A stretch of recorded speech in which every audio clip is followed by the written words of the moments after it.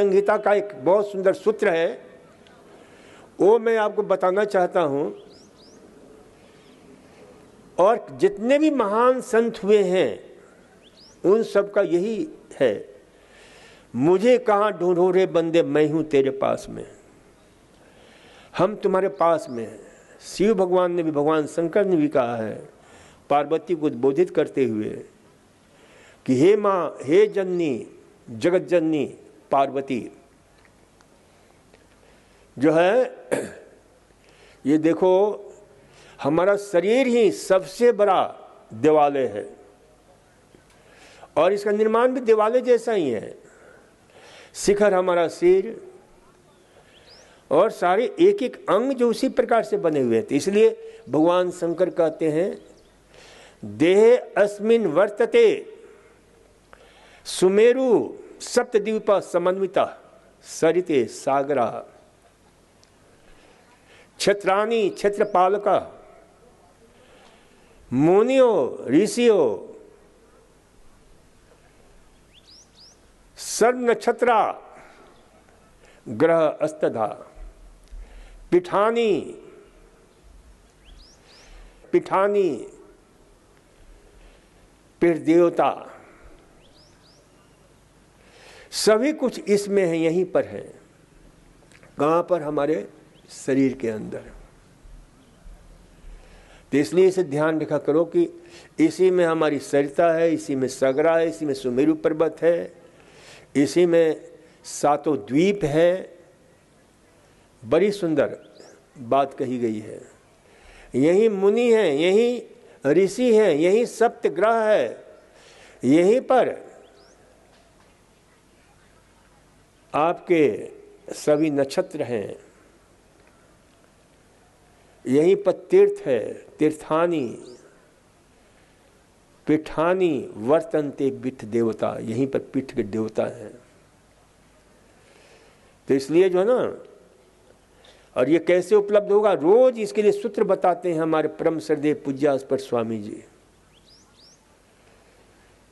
कि मुझे कहाँ ढूंढो रे बंदे, मैं हूं तेरे पास में। और इसे ढूंढ लो। इसी प्रकार से स्वास्थ्य भी आपके पास में है। स्वास्थ्य कहीं बाहर नहीं जाना है। स्वास्थ्य का अर्थ होता है स्वयं स्थित होना। कौन स्वस्थ है? That one who has डिस्ड himself, जो अपने अंदर चला गया, जो अपने अंदर सरक गया, वो स्वस्थ है। और स्वस्थ होने के लिए तो ध्यान रखा करो कि ये स्वास्थ्य भी 5 चीजें आप जीवन में उतार लो, आपको बाहर से डॉक्टर दवा की आवश्यकता नहीं पड़ेगी। और वो 5 चीजें क्या हैं? वही आपके अंदर के, जो हमने चर्चा की कि सारा कुछ अंदर है, तो उसके दर्शन का भी सौभाग्य बन जाता है। क्योंकि स्वस्थ शरीर ही सारे जितने भी, चाहे आध्यात्मिक सुख हो, चाहे शारीरिक सुख हो, चाहे दैविक सुख हो, चाहे मानसिक सुख हो, चाहे नैतिक सुख हो, चाहे आपके भावनात्मक सुख हो, उन सब का एक ही केंद्र है और वो केंद्र है आपका स्वास्थ्य। इसलिए जो है ना, और इस स्वास्थ्य का जो है सीधा संबंध हमारा काहे से है?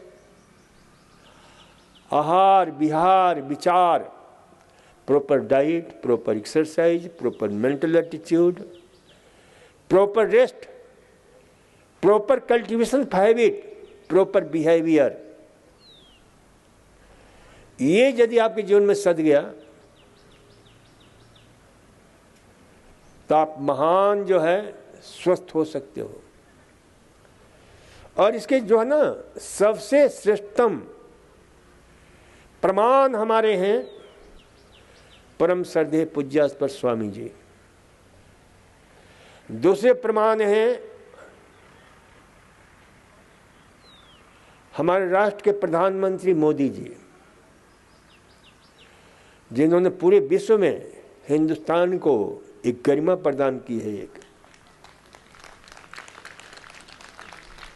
और ये क्यों गरिमा प्रदान की है, इसका सूत्र भी मैं बताता हूं। देखो, हम आपको कभी कभी कहते हैं, बार बार थोड़ा ध्यान सुनो, कौन कौन ध्यान से सुन रहा है तो इस सूत्र को मैं बताऊं अच्छी तरह से कि भाई हमेशा रीढ़ सीधा करके चला करो। क्या कहता हूं मैं? रीढ़ सीधा करके चलो, रीढ़ सीधा करके बैठो, रीढ़ सीधा करके सो। ये रीढ़ सीधा करना बहुत ही कमाल का है। इसका सबसे श्रेष्ठतम प्रभाव होता है, अब एक एक रीढ़ सीधा क्यों करते हैं ये थोड़ा समझ लो, वैज्ञानिक दृष्टिकोण। और पहली बार बहुत लोग सुनेंगे, यदि मेरा पहले सुन चुके हैं तो उनको मालूम होगा। पहला रीढ़ सीधा करके बैठते हैं तो इसका फिजिकल कारण होता है, आरे तिरछे बैठते हो, जो भी आरे तिरछे बैठते हैं तो उसमें क्या होता है कि हमारी पृथ्वी की जो कशिश है, ग्रेविटेशन फोर्स है, हमेशा हम पर काम करने लग जाती है, वो नीचे खींचती है, चलते चलते गिर जाते हैं। कोई चीज नीचे क्यों गिरती है? उस ग्रेविटेशन फोर्स के कारण। और रीढ़ सीधा रखोगे तो क्या होगा?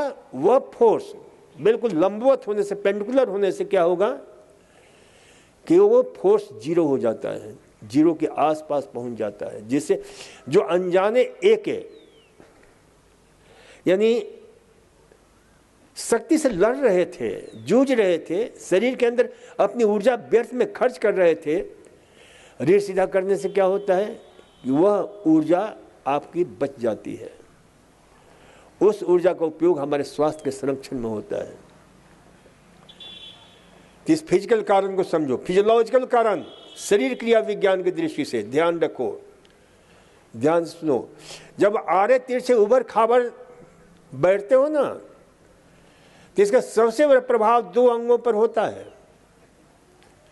एक तो हृदय के ऊपर और एक फेफड़े के ऊपर। क्योंकि फेफड़े के जो जब बच्चा पैदा होता है ना, 30 मिलियंस उसके फेफड़े में छोटी छोटी सांस की नलियां होती हैं। अब जब यही बच्चा 6-7 साल का हो जाता, 300 मिलियंस।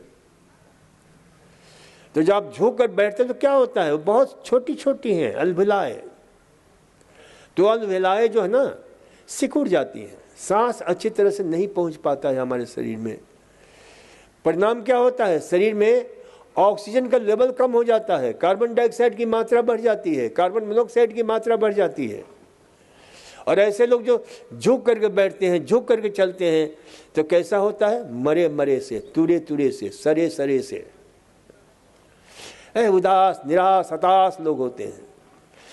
और जितनी मात्रा में कार्बन डाइऑक्साइड शरीर के अंदर घुलेगा, जितनी मात्रा में कार्बन मोनोऑक्साइड शरीर के अंदर घुलेगा, उतनी मात्रा में आप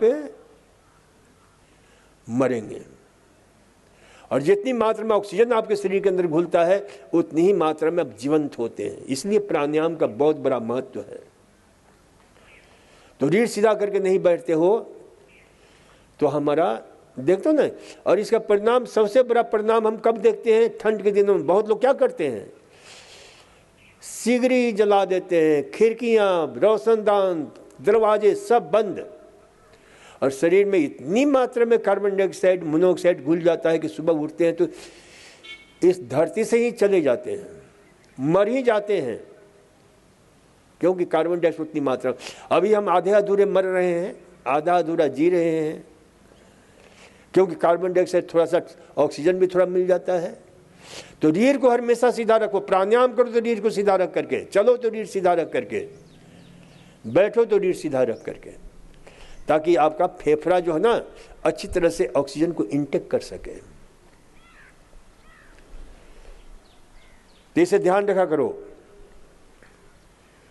इसका साइकोलॉजिकल कारण जो मैं बताने जा रहा हूं कि हमेशा रीढ़ सीधा कर, किसी से मिलो, किसी से बात करो, कहीं इंटरव्यू के लिए जाओ तो क्या करोगे?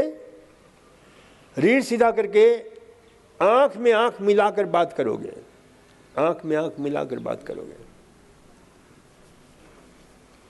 तो रीढ़ को सीधा रखकर कहीं भी जाओ, इंटरव्यू में चाहे कहीं भी जाओ, तो आंख में आंख डालकर बात किया करो, रीढ़ सीधा करके बात किया करो। जो आंख में आंख मिलाकर जो बात करते हैं वह संकेत है कि आपके अंदर सेल्फ कॉन्फिडेंस है, सेल्फ ऑनर है, सेल्फ स्टीम है, विल पावर है। और यही कारण है कि आज हमारे प्राइम मिनिस्टर का पूरे विश्व में दबदबा है। क्यों दबदबा है?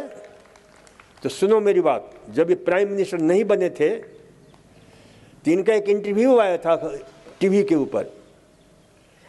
पत्रकार ने पूछा था उनसे कि भाई बताइए कि आप प्रधानमंत्री बन जाएंगे तो आपका फॉरेन पॉलिसी कैसा होगा, विदेश नीति कैसी होगी? तो उन्होंने बड़ी सुंदर जवाब दिया था। वही सूत्र आपके जीवन में उतर जाए ना तो आप प्राइम मिनिस्टर की तरह जीवन के विकास के आकाश को छुएंगे। उन्होंने क्या जवाब दिया था कि देखो, कोई भी देश क्यों ना हो, हम उससे न तो आंख झुकाकर बात करेंगे, न आंख दिखाकर बात करेंगे, बल्कि आंख में आंख मिलाकर बात करेंगे। तो ये जो है ना, आंख में आंख मिलाकर बात करने का ही परिणाम है कि वे आज विश्व को नेतृत्व करने की क्षमता है, ये सारे विश्व के बड़े बड़े नेता समझ रहे हैं।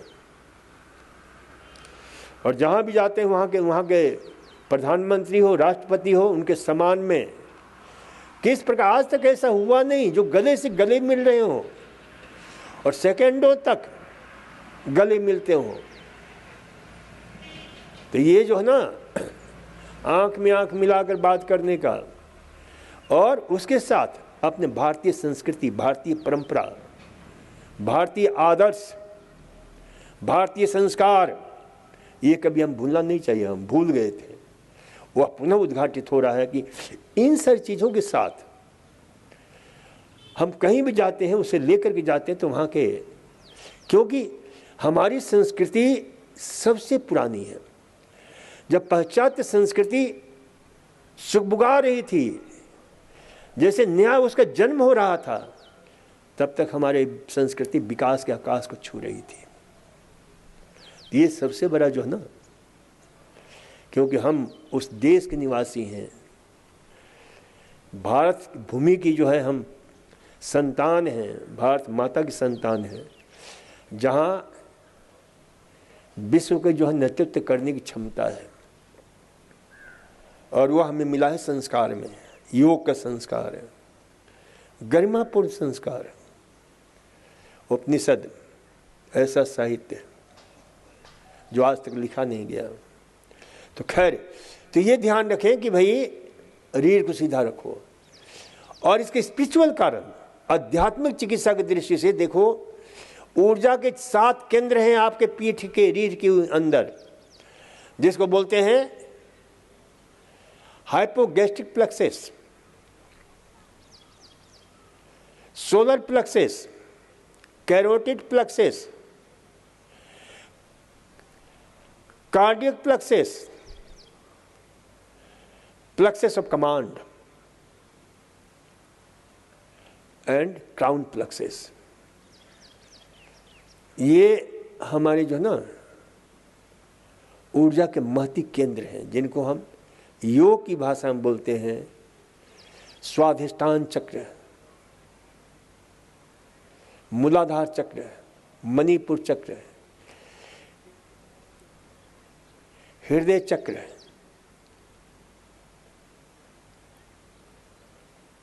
अनाहत चक्र, आज्ञा चक्र और सहस्त्रार चक्र। तो ध्यान रखो, ये बहुत बड़ा विज्ञान है। तो इस विज्ञान को समझने के लिए उन चक्रों को, चक्र क्या अर्थ होता है? एनर्जी को पैदा करने वाला एक ऐसा रेडिएटर जो पूरे जीवन को रूपांतरित करता है। तो ये ध्यान रखो, सुदर्शन चक्र जैसे, तो उसी प्रकार से 7 चक्र हमारे शरीर के अंदर हैं और उन्हें एक्टिवेट किया जाता है। और वो एक्टिवेट करने का विज्ञान का नाम है योग। और योग कोई धर्म नहीं है, योग कोई संप्रदाय नहीं है, योग एक विज्ञान है। मैं मानता हूँ जैसे बोर हुए, जैसे आइंस्टीन हुए, जैसे जगदीश चंद्र बसु हुए, जैसे सीवी रमन हुए, जैसे चंद्रशेखर हुए, ये लोग नोबेल पुरस्कार विजेता हमारे विश्व के महानतम वैज्ञानिक हैं, चाहे क्यूरी हुई, ये उसी प्रकार से ये हमारे मतलब पतंजलि ऋषि महावैज्ञानिक हैं जिन्होंने जीवन को एक नई दिशा दी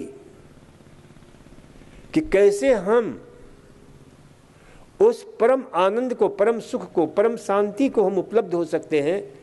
और उसके लिए मैथमेटिक्स के सूत्र की तरह हमें जो है ना सूत्र दिया, जैसे मैथमेटिक्स में हम बचपन में पढ़ा करते थे, a + b the whole square, a² 2ab + b² a + b the whole cube. तो ये सारे सूत्र हमें कितने सारे अलजबरा के सारे गणित जो सुलझा दिए जाते थे,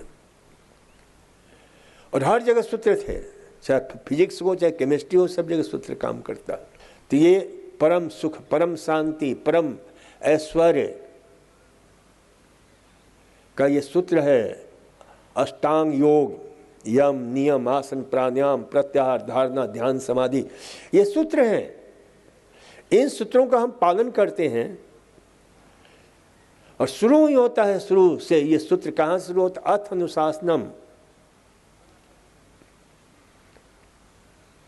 चित्त वृत्ति निरोधा।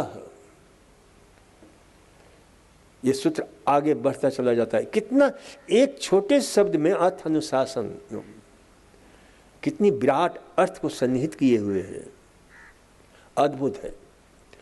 तो इसलिए इसे ध्यान रखा करो कि भाई योग हमारा महाविज्ञान है, विज्ञानों का विज्ञान है, और इसे जो जीवन के साथ जोड़ लेता है उसका जीवन सुख से, शांति से, समृद्धि से, सौभाग्य से परिपूर्ण हो जाता है। और ये हमने कहा कि योग जो समझ लेता है तो उसके लिए उसका शरीर स्वतः दिवाले बन जाता है और सारी चीजों के दर्शन वो करता है, योगी ही कर सकता है। तो ये ध्यान रखो। चलो अब कुछ प्रश्न है थोड़ा। मुझे इंटरनल हर्निया है, प्राणायाम आसन क्या करना चाहिए? देखो, जिनको इंटरनल हर्निया है या एक्सटर्नल हर्निया है उन्हें अब मैं एक एग्जाम्पल देता हूं। मैंने स्वयं, मैं एक बार 9 दिन का उपवास किया। 1975 में एक फ्रांस की संस्था थी, उसके साथ मैं काम कर रहा था बोध गया में, बाम इंटरनेशनल करके। तो मैंने जो है ना 9 दिन का उपवास किया, क्योंकि मैंने कहा कि रोगियों को उपवास कराएंगे तो पहले हम उस प्रक्रिया से तो गुजर जाएं। अब 9 दिन उपवास तो कर लिया, उसके बाद इतनी जोर से भूख लगी कि रहा नहीं गया। मैं जानता था कि उपवास कैसे तोड़ना चाहिए। हमने जो संतरा का रस पानी मिलाकर पिया, 2-3 बार पिया, फिर भूख और बढ़ती चली गई। फिर हमने जो है ना सुना था कि दाल का पानी पी सकते हैं, तो दाल का पानी मंगाया, दाल व्यवस्था हो गई, उबाल कर उसे पानी पिया, बड़ा स्वादिष्ट लगा कि जैसे अमृत पी रहे हैं। फिर मन ने कहा कि अरे बेवकूफ, देखो हमेशा ध्यान रखा, मन एवं मनुष्य नाम कारणम बंध मोक्षयो बंधायो विषया संगो विमुक्त निर्विषयम मना। मन ही सब रोग का कारण है, मन ही स्वास्थ्य का कारण है, मन ही दुख का कारण है, मन ही रोग सुख का कारण है। तो हमने जो है वो भी पी लिया। फिर पेट भारी हो गया, 9 दिन कुछ खाया नहीं था, पेट हमारा डोरमेंट स्टेज में था। क्योंकि उपवास करना बड़ा सरल है, उपवास तोड़ना बहुत कठिन है। और मैं नया इस क्षेत्र में आया था तो कहते हैं नया मुर्गा ज़्यादा बांग देता है, उछल कूद करता है। तो वही स्थिति मेरी थी। अब हो गया मेरे पेट गड़बड़ी बहुत भयंकर, पेट भारी हो गया। फिर मूर्खता पर मूर्खता करता चला गया। फिर हम जो ना उभर खाबर खूब चले, बस हमारी आंत बेचारी जवाब दे दी, अपनी जगह से खिसक गई, इंग्युलर हर्निया हो गया। फिर तो बड़ी दिक्कत। फिर हमने जो है, मेरे गुरु थे जयपुर में, उनको संपर्क किया। उसमें फ़ोन भी ऐसा नहीं फ़ोन था जैसे आज फ़ोन है, बड़ी मुश्किल से फ़ोन मिला। उनका कि तुम आ जाओ यहीं पर। तो मैं चला गया, तो उन्होंने देखा, कहा कि भाई देख, क्योंकि वो BHU प्रोडक्ट थे, मालवीय जी के, गांधी जी के शिष्य थे। तो उन्होंने कहा कि अब इसका ऑपरेशन करना पड़ेगा। मैंने कहा मैं ऑपरेशन नहीं कराऊंगा। फिर हमने करीब विश्व के बहुत सारी पुस्तकें पढ़ी, देशी विदेशी, और हमने 8 आसन को विकसित किया जो हर्निया को ठीक करता है।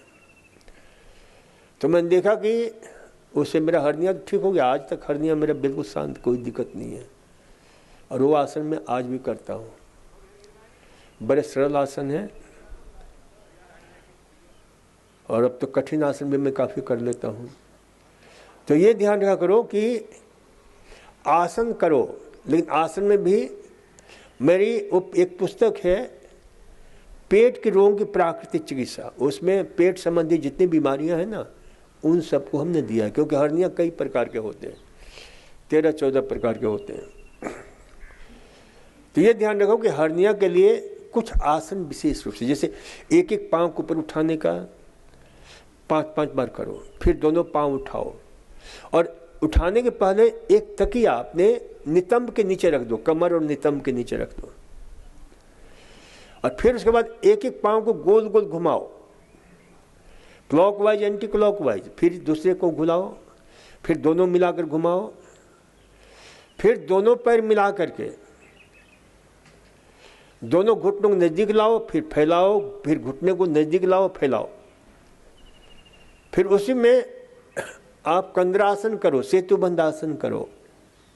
सांस निकालते हुए पेट को पिचकाओ, ऊपर की तरफ खींचो, फिर सांस छोड़ते हुए। तो इस प्रकार से हमने कई आसन हमने विकसित किए। तो उन आसनों को करो। और दूसरी बात, खाने पीने का ध्यान रखो। ऐसी चीजें खाओ जो पेट को साफ रखे। ठूस ठूस कर नहीं खाओ, कब्जी नहीं हो, इसका ध्यान रखो। जहां भी तकलीफ है तो गर्म ठंडा कंप्रेस करो, 3 मिनट गर्म 2 मिनट ठंडा, 3 मिनट गर्म 2 मिनट ठंडा। तो ये बराबर करो। तो हर्निया को, प्रारंभिक हर्निया है, ज़्यादा बढ़ा हुआ नहीं है, और उसके कारण हमने सैकड़ों लोगों को ठीक किया। तो ये भी यहाँ पर एक प्रमाणित हो गया। एक कहावत है अपने यहाँ की, जो होता है सो अच्छा होता है। परमात्मा ने हर्निया दिया मेरे को, तो उस हर्निया के कारण कई लोगों को लाभ मिला।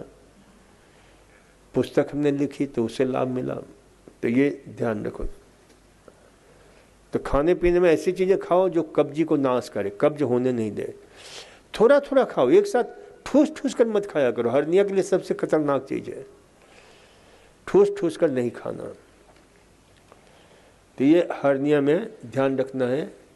कब्जी नहीं होना चाहिए। कब्जी की सबसे अच्छी दवा क्या है? सब्जी। हरी सब्जी खाओ, पर्याप्त मात्रा में सब्जी खाओ। और ध्यान रखो, मिट्टी की पट्टी लेने वाले रोज शैलेंद्र जी कहते हैं कि मिट्टी की पट्टी देने वाले उठाएंगे।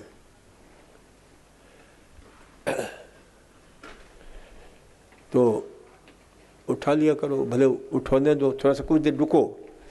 कम से कम देखो, आधे पौन घंटे मिट्टी की पट्टी लोगे तभी जाकर के पूरा लाभ मिलेगा। और एक सबसे बड़ी गड़बड़ काम करते हो आप लोग कि मिट्टी की पट्टी लेते हो और ऐसे ही छोड़ देते हो। कोई फायदा नहीं होने वाला है।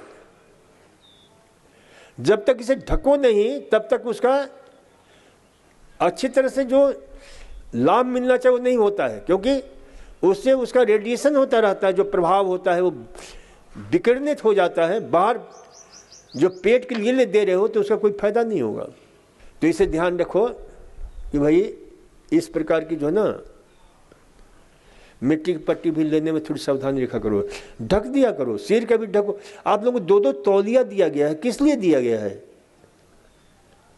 पेट को ढको, सिर पर जो मिट्टी की पट्टी लगी उसको ढको, ताकि एक्शन रिएक्शन अच्छी तरह से हो। नहीं तो क्या ऐसे ले लिया। तो ये ध्यान रखना है। चलो आज इतना ही। धन्यवाद, नमस्कार, ओम।